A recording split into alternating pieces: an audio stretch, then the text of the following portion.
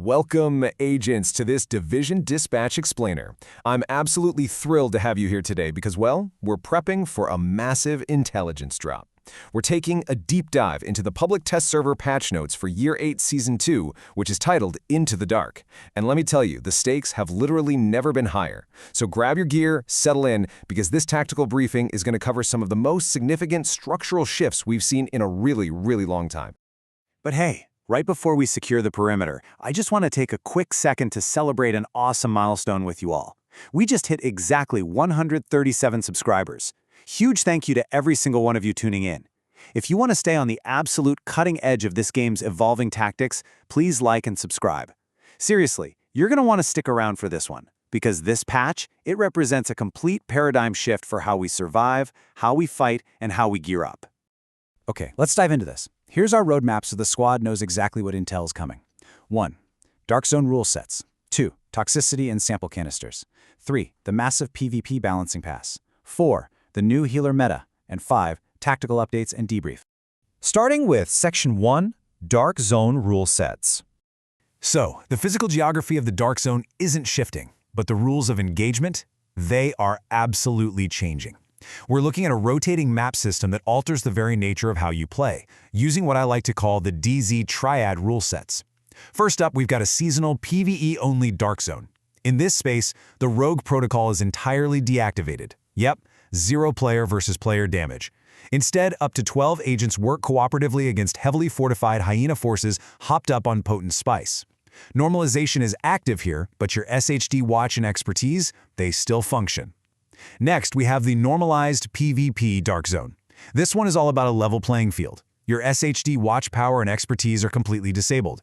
But to compensate for those intense, balanced firefights, breaking down contaminated items here grants a massive 200% Dark Zone coin bonus. And finally, the standard Dark Zone. This is that classic high-stakes, risk versus reward experience you already know and love.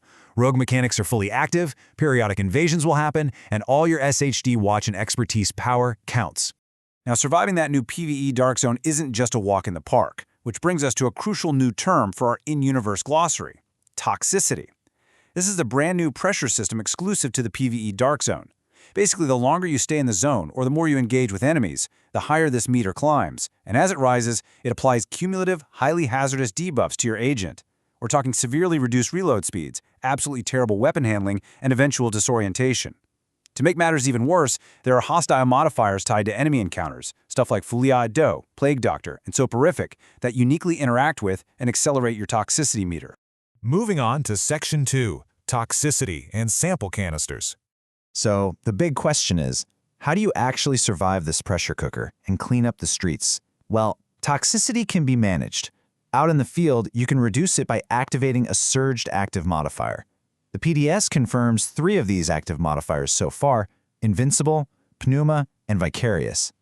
Activating any of these while inside the PvE Dark Zone literally pushes back the toxicity meter.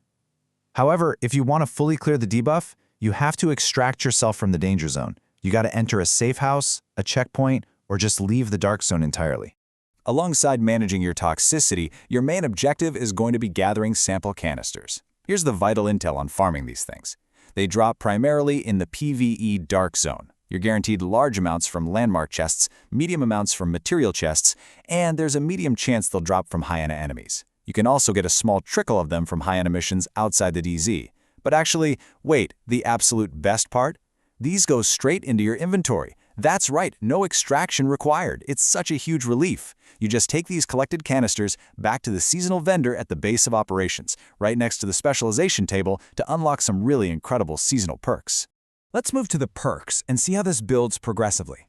Contributing those canisters unlocks high-quality munitions, or HQM, bonuses. Think of this as a permanent progression track for the season. You start off by unlocking a 50% boost to optimal range. Contribute more, and you add a 50% weapon handling bonus right on top of that. Then comes a 50% magazine size increase, followed by 50% damage to armor, and finally, a massive 50% rate of fire boost. Each tier stacks on the previous one. But there's a tactical catch you must remember. These HQM stacks are completely consumed the moment you manually or automatically reload from an empty magazine. It adds a really fascinating layer of trigger discipline to all your engagements. All right, Section 3, Massive PvP Balancing Pass. Okay, agents, take a deep breath. I need to prepare you for the bad, or maybe good, news depending on your playstyle. The sheer scale of this great reset really cannot be overstated. We are looking at a 28-page balancing pass featuring over 350 talent changes. Let that sink in. The development team's primary, Phase 1 goal here is directly targeting weapon and gear talents that cause major power spikes. Their specific aim? To increase the time to kill in both the Dark Zone and Conflict. Now, what's really interesting about this slide is exactly how heavy these nerfs are to the former reigning champions. Just look at Striker's battle gear. The weapon damage ceiling has absolutely plummeted from 65% down to 24%, and that famous backpack bonus was slashed from 90% to 38%. Then there's St. Elmo's engine. This thing was a total menace in the DZ, holding 70 or 35 shock rounds. Now, down to a mere 7 bullets of shock ammo. In Umra Initiative, its critical damage bonus was gutted from 120% to just 50%, with its RPM bonus halved as well. And honestly, the hits just keep coming across the board. The capacitor sees its damage per skill tier cut by more than half, from 7.5% down to 3.4%. The Bighorn's massive 150% headshot bonus completely crushed down to just 20%. Lady Death's amplified damage takes a massive hit, dropping from 75% to 20%. And the Pestilence was slapped with a flat 40% damage reduction. And remember, because of how normalization works, these massive nerfs apply in the new seasonal PvE Dark Zone as well. Next up, Section 4, the new healer meta. So, with so much offensive power dialed back, Season 2 is pivoting hard into support. And this brilliantly illustrates how the game is heavily leaning into hazard protection synergy right now. The classic Caduceus exotic assault rifle makes a grand return. With this, critical hits actually repair you and your allies for 1.5% of the damage dealt. We also get the new Artis Refisair gear set.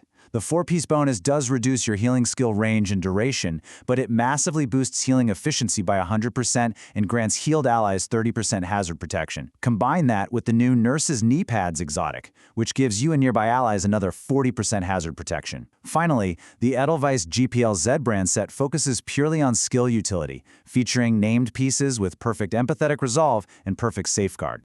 But don't worry, it's not all just healing. There are a few awesome new offensive tools hitting the field. We have the Underboss Exotic SMG.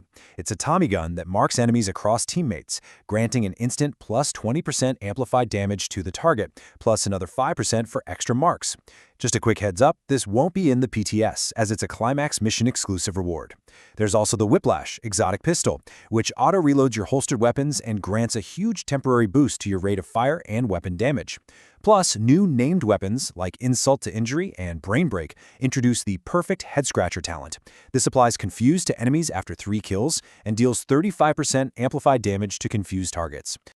Bringing us to our final section, Section 5, Tactical Updates and Debrief. We are in the final stretch, agents. Let's look at the vendor economy, because it's shifting too. The Dark Zone vendors have received highly specialized inventories. DZ East is now your dedicated hub for recalibration and optimization caches. DZ West is where you want to go for exotic component caches and reconstructed caches. Those are the ones that feature named item blueprints. DZ South, however, is offering something entirely new: prototype core caches and prototype caches. These are going to be absolutely vital for ascending your gear to the brand new prototype tier. So, the crucial point here is how the developers are changing the physical entry into the Dark Zone to protect players from griefing. First, anti-door camping measures are in full effect. Entrance turrets now bypass armor entirely and deal direct health damage. Ouch. Second, to guarantee safe entry, agents now receive a brief window of complete invulnerability upon loading into the Dark Zone. But keep in mind, this protection immediately ends the second you move or fire your weapon. If you want to test all of these mechanics out right now, you can access the PTS on PC via Ubisoft Connect. Just create a new character, complete the battle for Brooklyn, and you'll spawn into the base of operations fully geared and ready to test the whole shebang.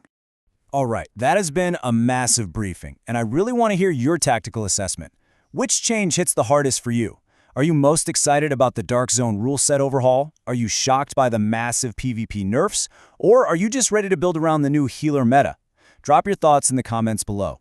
Once again, thank you so much for pushing us to our 137 subscriber milestone. Please like and subscribe if you found this explainer helpful. Until next time, stay sharp out there, agents. This is the Division Dispatch, signing off.